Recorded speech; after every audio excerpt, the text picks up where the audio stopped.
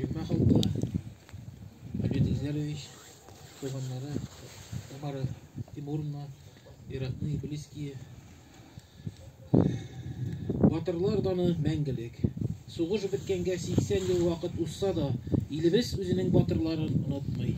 Яқташыбыз Шушилма ауылына туған Нәжметтинов Тимирша Ғарафтин ұлы туына 100 ел.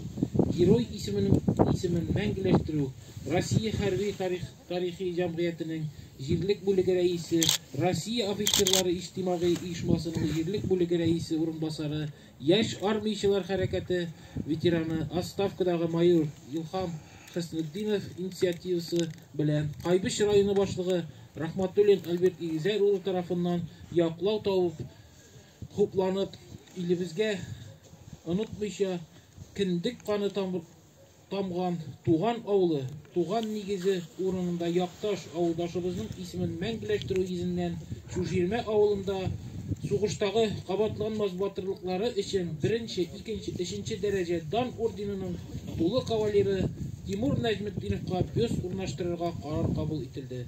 Бу башка бер вакытта да кабатланмас мизгелләрне, тарихи вакыйганы күрмичә калмый. Шушилма авылының халкы үзенең геройлары белән горурлана. Әйе, бу эшне башкарып җибәрүче Илхам абыйга һәм Альберт Игезәровичка бик зур рәхмәтебезне белдерәбез. Шушындый геройны мәңгеләштерү изеннән менә бүген җыелган һәрбер килгән авылдашларга, туганнарына бик зур рәхмәт белдерәсе килә. Менә илебездә дә сугышлар бара. Алар да сугышта тизрәк бетсен иде. Һәм аларның да исемнәрен алар илгә җиңү алып кайтты дип, менә шушы ятканы аларның язып куясы иде.